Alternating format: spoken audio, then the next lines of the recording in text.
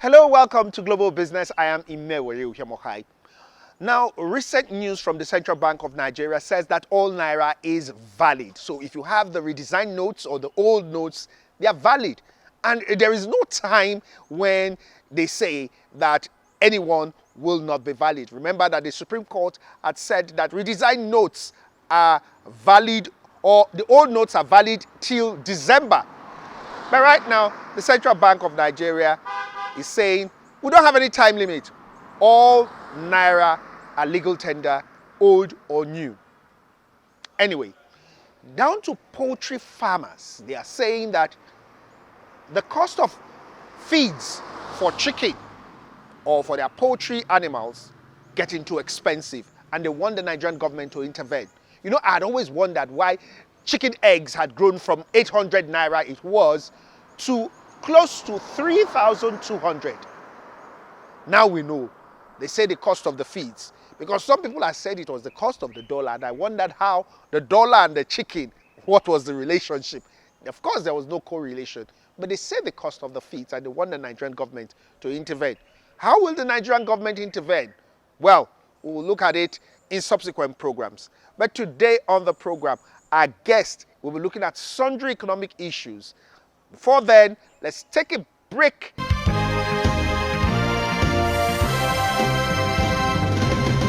Our guest today on Talking Point is Nigeria's first professor of capital markets and finance. He is also former commissioner of finance in Imo State and a renowned public affairs analyst, currently a lecturer at the Nasarawa State University, Kefi. Professor Uche Uwaleke is not new to the Nigerian media scene, and he has spoken and continues to speak. We had a talk with him looking at sundry economic issues ranging from Naira redesign and, of course, to the announcement of visa-free by Kenya.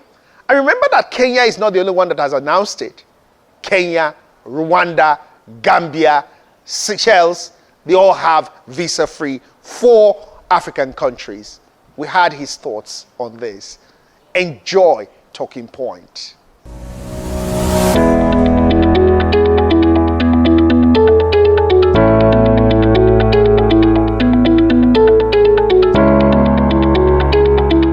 Thank you very much for joining us on Talking Point. Today we are talking with Professor Uche Uwaleke. Prof, welcome to the program. My first question has to do with something that really started in the past administration with President Muhammad Buhari, and that's the redesign of the Naira. I know that there has been, the Supreme Court ruled on the redesign of the Naira that it should take effect from December 31.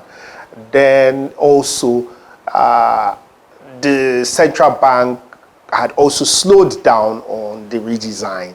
December 31 is around the corner. The Central Bank seems to be more concerned about Forex. That's what everybody's having their concern about now. Nobody is talking about the redesign of the Naira. Oh yes, of course your concerns are founded, well-founded. Just as you rightly mentioned, today everybody seems to be focusing on Forex. For obvious reasons, Forex is an issue.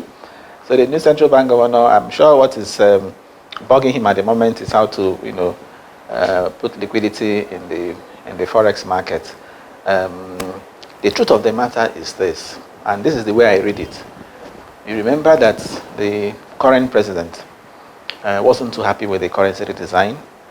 At some point, people even said the thing was,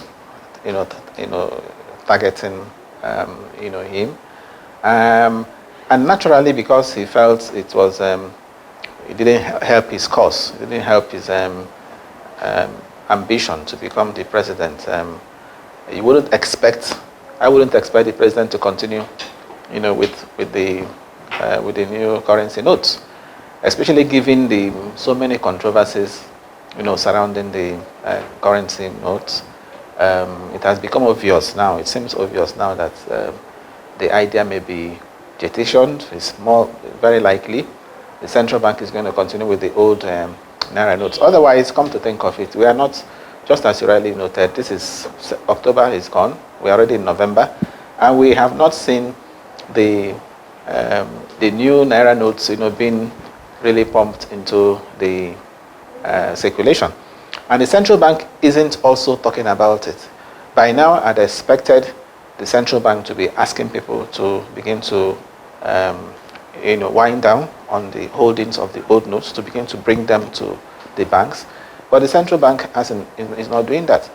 So what that suggests to me is that the current CBN management may not be too keen on going ahead with the the new naira notes. Okay, so what happens to the redesigned notes already in circulation? Two things are likely to happen. Remember, the Supreme Court talked about extending till 31st December. Okay, so what I foresee happening is that if the central bank is going to discontinue the new naira notes, the public will be asked to ensure that all of that comes into the banking sector, so that the central bank can once again have them. But again, given the time, there is also likely to be an extension of time within which that is likely to happen. So we may see an extension of time, for all of this to be tidied up. Okay, let's come to another issue. That's the inflation. We know inflation is about 26.72%, and fuel prices projected to go as much as 800 naira, while the inflation is also projected to go as much as 30% in December. Nigeria seems to be on a spiral path downwards. And is there anything that can be done to curb this situation? If you notice, in recent time too, there has been talk about redenominating the naira as a solution to this inflationary situation, as a solution to this high exchange rate. And what does that mean? Knocking off 3 zeros, for example, from the currency. So instead of saying for 1,000 naira to the dollar, when you redenominate and knock off 3 zeros, it becomes 1 naira to the dollar. Okay, of course, it doesn't really change the value. It's just to create a psychological mindset, that things have not gone. That's why that is not really the solution. Inflation rate is a challenge. You mentioned it, 26.72%. That's the latest we have from the National Bureau of Statistics. And even that, a lot of people will tell you that, as far as they're concerned, that's not even, it doesn't reflect the true situation. People go to the market and witness, daily changes in prices. These days, people no longer do lists and get people to go and buy things as they used to do. Okay, because when you get to the market, you don't know the price you're going to meet. And it is not helped by the fact that these days, a lot of people who sell things now no longer use what we call cost plus markup pricing. Pricing decisions now are now based on replacement cost. So even when somebody has bought something for 10 naira and he plans to sell it for maybe adds 20% gain, maybe 12 naira. Okay, let me be a little more realistic. Something that is purchased for 100 naira, you want to make 20% profit, so you add 20 naira on top of it. So you would normally sell it 120 naira. But when you now before you sell, you now realize or you hear that the cost of that thing is no longer 100 naira, but 150. Okay, so you wouldn't want to sell at 120 again. You will now want to sell at 150 plus. Okay, we call it replacement cost pricing. So that is what is really fueling this inflation, such that it's no longer based on the cost of what you purchased plus your margin, but on the cost of what you are going to, because if you sell and you're unable to restock, it becomes a problem. So people now base their pricing decisions on replacement cost basis. The Nigerian inflation is about 26.72% right now. It's projected to go as much as 30% in December. There is also the fuel prices, which keeps on going up and up. Many people project it to go as much as 800 naira. it seems to be a bleak Christmas for Nigerians, and many are asking, is there any way out of this? Inflation rate, is creating a lot of problems for the economy. And as you rightly noted, this festive season we're about to enter, things may really get worse, because ordinarily during festive seasons we see prices rising. So the fact that fuel price is still very high now, okay, the fact that the international crude oil market oil price is rising, it will also feed into the pump price of fuel, and we'll also see that worsening the inflation situation by December. If you were the economic advisor to every Nigerian now, how would you advise Nigerians? Yes, my advice first to the government is to see how it can really bring down the inflation rate.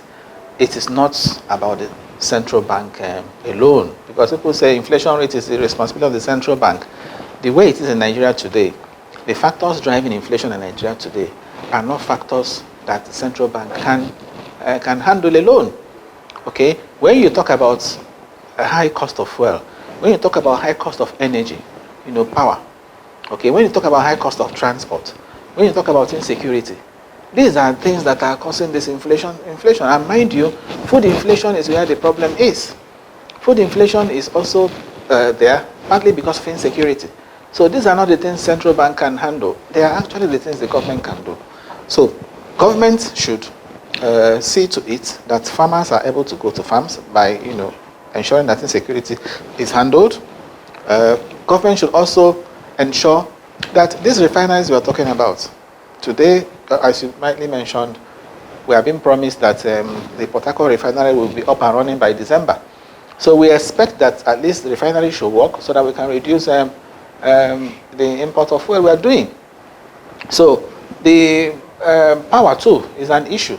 So government should fix all these bottlenecks, supply side issues more or less, so that we can have inflation rate can come down. Now, my advice to members of the public, when you have rising inflation, it means your purchasing power is being eroded, and it is it hits the fixed income earner, the most. They are the hardest hit. People on salary, of course, you are earning a salary, your salary is fixed, and yet inflation rate is rising. Even those doing investment, you are investing, okay, your rate of return is below inflation rate. Then there is no incentive, to invest. Today is also affecting investment in the stock market and elsewhere, because anybody who is investing, okay, should expect naturally that when the return comes, you should stay above inflation rate. If your return is 10% and inflation rate is 26%, then what have you done? So it's affecting investment, it's affecting even aggregate demand. Okay, so in that kind of situation, what should you do?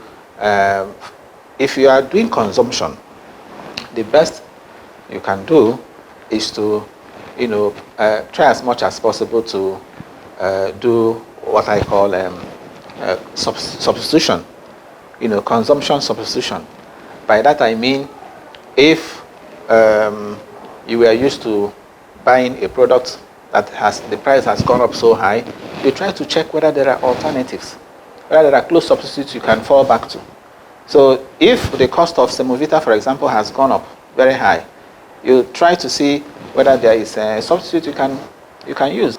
Okay, let's talk about the stock market. You are a professor in the stock market, and the Nigerian investors, they seemed very interested in the stock market from the early 2000 up to like 2010, 2012, but interest seems to be dwindling, and investments are on the down low, leading to bearish runs. What do you think is responsible for this, and is there any probably any way out for the stock markets for investments to rise? Yes, you see, the stock market actually took a hit in 2008, if you recall, during the global financial crisis. So it also affected us here in Nigeria.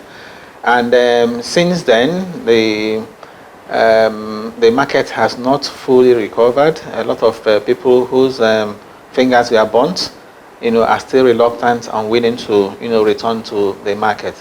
But having said that, it's also important to recognize that only recently, the stock market also hit a peak.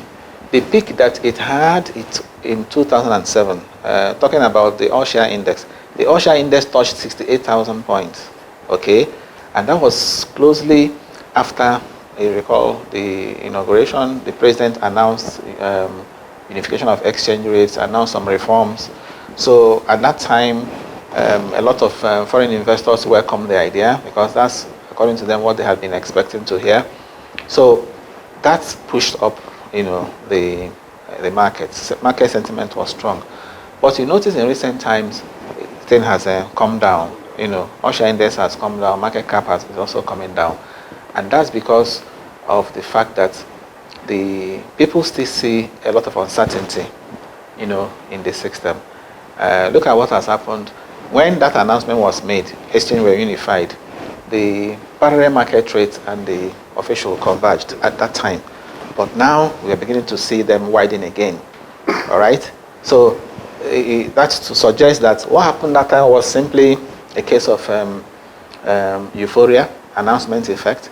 So yes, all of that have petered out now, and then the market is coming down. So investors see uncertainty, and as long as they see uncertainty arising, one, the forex challenge is still there, inflation rate is still there. Okay, the economy hasn't really taken shape. People are still watching to see what these reforms will bring about. So they'll sit on the fence. So that is what's happening. So the market may not again rebound until maybe sometime next year. Already the IMF, the recent IMF forecast, lowered Nigeria's GDP growth rate from 3.3 to 2.8, 2.8%. Now, my concern is Nigeria.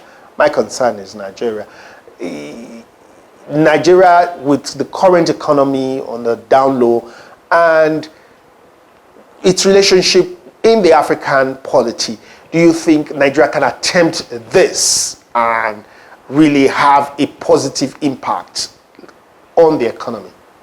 Well, if you look at the minimum wage, workers are earning today 30,000. Even the 30,000 naira, some states, are not implementing that to the later. That's quite small. But just as you noted, increasing minimum wage, doesn't really solve the problem. Number one is for government workers. A whole lot of people are outside this, this bucket. 200 million Nigerians, and those who work are not up to 5 million. So you still find a whole lot of people not affected. So that's why I feel it's not the best way to approach it.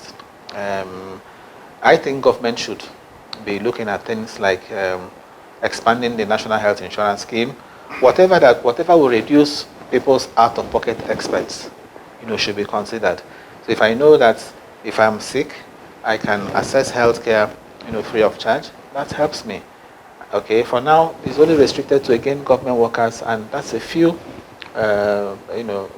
proportion of the population. If I also know that I can train, my child can go through primary, secondary school free of charge, register, WAEC, NECO free of charge, again, I have less headache. Okay, so once out-of-pocket expenses can be reduced, I know there's public transportation and so on at very reduced rates. The issue of raising wages, shouldn't really be there. That's a fact. So government should be thinking of measures that will affect the generality of the population and not just a few. That's why I'm not really in support of this conditional cash transfer, because when you give somebody 25,000 naira, the first thing the person is thinking of in this period of hardship is even how to eat. Okay, so the person will less likely use that money for any business venture because he or she has not even eaten. Let's look at now the African economy. Kenya, just on Saturday, we announced that now everyone from Africa from the end of this year will come into its country visa free. And this is the Pan-Africanism that has been preached for many years. Many countries still have restrictive visas into their countries. Is this a good move by President Ruto? And do you think that is something that should be adopted by other African countries? Yes, I would advise that we go that route. Nigeria is the giant of Africa. I remember when the issue of AFTA, came up, signing the agreement. One of the concerns then was that Nigeria should not sign at the time, because if Nigeria did that, some other countries will take advantage of, Nigeria being the, kind of father of Africa, and then heap all their problems on Nigeria. But that is not the case. As the giant of Africa, Nigeria also stands to benefit from these other countries. When you remove restrictions, when you remove capital controls, when you encourage free movement of people, free movement of capital helps develop economies. Okay, so by the time Nigeria allows this, visa-free entry, and some other countries also do that, it means that Nigerians too can also go to these other countries. So there will be this reciprocity. All right, if Nigeria is doing that, some other countries too will, reciprocate within Africa. And the moment people can move from Nigeria to other countries can also, come here. You find that the economy, that's the way economies grow. So restrictions really, again, visa restrictions don't really help, economies.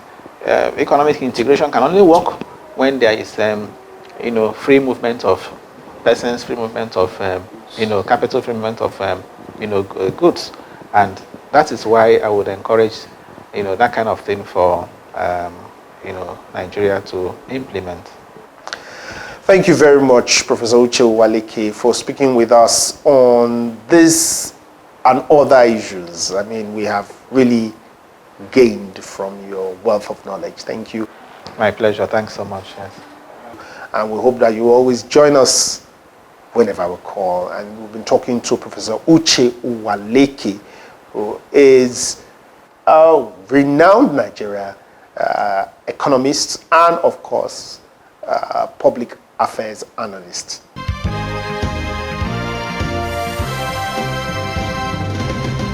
And that's the program for today. I hope you enjoyed that interview with Professor Uche Uwaleke. Now, it's good to do business, like I always say, but it's nicer when we do it on this program. Join us again next week and let's do business. It's always nice doing business with you.